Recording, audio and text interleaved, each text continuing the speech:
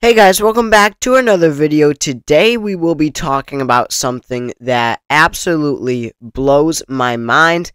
If you know politics, then you would not believe this if I told you this would happen just 3 weeks ago or so. So today, in the Real Clear Politics polling average of Kamala Harris's favorability and unfavorability ratings, she is now more favorable by 0.9% than she is unfavorable. In the average of polls, it's 48.2% favorability, 47.3% unfavorability.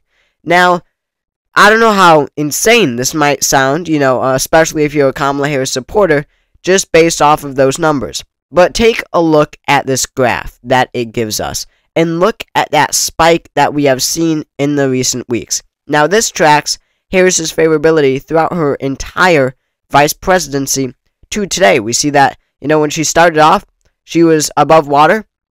And then in July of 2021, 3 years ago, more than 3 years ago, she became more unfavorable than favorable.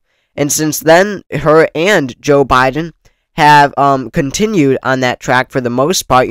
Harris never took back a higher favorability rating than unfavorability rating. That is until now. When Kamala Harris became a candidate in the 2024 election, whatever happened, I don't know. Maybe it was messaging, maybe, I guess it was just, new excitement around the 2024 election. Well, it made her favorability skyrocket, and Americans just decided that they started to love her when she became a candidate. We see on July 8th, this was a couple days, I think, before Biden dropped out. She was more unfavorable than favorable by 16 points. 16 points plus unfavorable. Today, she is 0.9% more favorable than unfavorable. It's just an insane turn of events, and I can't believe that we're even talking about this in the 2024 election. I mean, especially in these partisan times, these are supposed to be deeply unpopular candidates. Joe Biden and Donald Trump certainly are. And, we thought Kamala Harris would, maybe be a little more popular than Joe Biden, but still, continue on that same sort of track, with having some of the most unfavorable or the most disliked candidates, in a presidential race. But that is not the case. Kamala Harris has been able to turn the tide of this election, make her favorability rating skyrocket, her unfavorability rating plummet. It's just an insane turn of events, and, it's in stark contrast with Donald Trump. He, today, stands at a unfavorability rating of plus 7.7%. He's 7.7% on average, more unfavorable than favorable in the same aggregate of pollsters of Real Clear Politics. Again, right here we see, his unfavorability throughout his presidency, and today, his actually starts in 2015, which is pretty insane to think about. And then, of course, it goes to today. So, to see Donald Trump at such a disadvantage point compared to Kamala Harris is such a turn of events, because yes, these are bad numbers, but Joe Biden had even worse numbers. I don't think I have it up, unfortunately. But Joe Biden was, he's at, a negative 15%, I think, favorability rating, negative 15, that is. And just based off of that, you would say Biden can't possibly win an election, with that sort of difference in terms of favorability. And now we're in a very similar situation, but, different positions. Kamala Harris is now much more viewed favorably by the American people than Donald Trump is, by 7 points, or by 8 points about she is more favorable. So it will be, I believe, looking at the electoral map, I don't know if Donald Trump can come back from this, especially if it continues to rise. That is the question, because in 2020, Biden had, pretty similar margins. Now, take April 30th, so this 4.6% favorability, he was underwater. That was not good. Now, Trump was negative 10, but that was still not a good look for Joe Biden. But then, by election day, early November, he was at plus 6.2, Trump was at minus 12. So we see Trump has, regained some ground since 2020, but that doesn't really matter. It's more of a question. It's more of a question if Kamala Harris can get her numbers up, because it would be very difficult for Kamala Harris to do something to get Donald Trump's numbers down. We'll see in this debate that's happening tonight. I will be publishing this video tomorrow, so this isn't even regarding the debate at all. But it would be very difficult for Kamala Harris to really do something significant to make Donald Trump's favorability go down, but she can do things to make hers continue to skyrocket. So if she approaches that +6, +6, it really isn't even a lot. It's doable for Kamala Harris to be able to get there, like Joe Biden was in 2020. If she can get there by Election Day, then considering Joe Biden won the 2020 election, then she would be looking, her campaign would be looking at a very healthy victory, come election night, especially come relative to where the polls stand right now.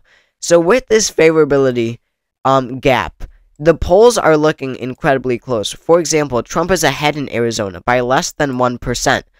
In the state of Georgia, Trump is ahead by less than 1%. A 0.6% margin. Obviously well within the margin of error, but it's just about 50-50. In North Carolina, Harris is ahead an insane 0.2%. In Nevada, she's ahead by 0.1%.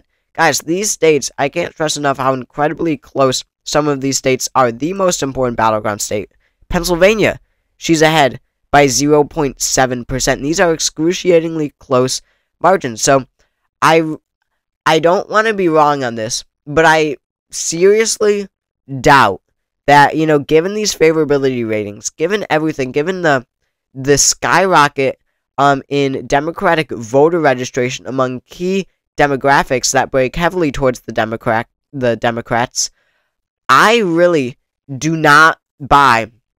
I don't think that it's really even in a lot of these states. I don't think that Trump is ahead in Arizona. I don't think he's ahead in Georgia. I don't even think it will be, as close in some of these states, like 0.7 in Pennsylvania, or North Carolina is very iffy, or 0.1 in Nevada. That's a perfect example. I think Harris wins by a lot more than that. I really don't. No, I don't. We'll see how this changes after the debate, but nothing is going good for the Trump campaign right now.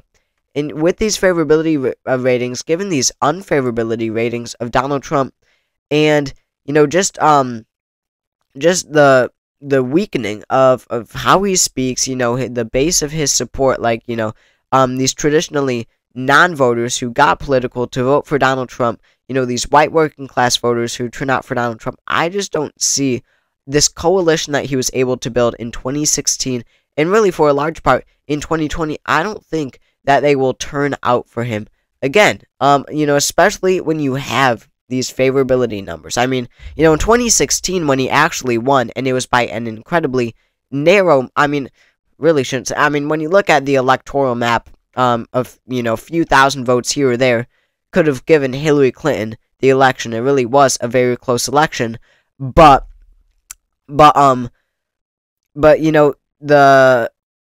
good thing, for Donald Trump, the one thing that was going for him was that the favorability ratings of Hillary Clinton and himself were equal. I think he was actually more favorable than Hillary Clinton, which is insane because, of course, Hillary Clinton was so favored to win the election. That was the one thing that was going for him. And then in 2020, of course, much less favorable than was Joe Biden, and he lost that election. This can tell us a lot. If that pattern continues, then he would lose to Kamala Harris come election day. That is a very important factor to remember. When he did win, it was when, both candidates were immensely unpopular. But the truth is, Kamala Harris, much more popular than Hillary Clinton, almost as popular as Joe Biden was on election day. This is a very different race. So thank you all for watching this video. If you enjoyed it, make sure to subscribe down below. We are trying to get to 10,000 subscribers as soon as possible. So make sure to do that. Thank you very much for watching. I'll see you all next time.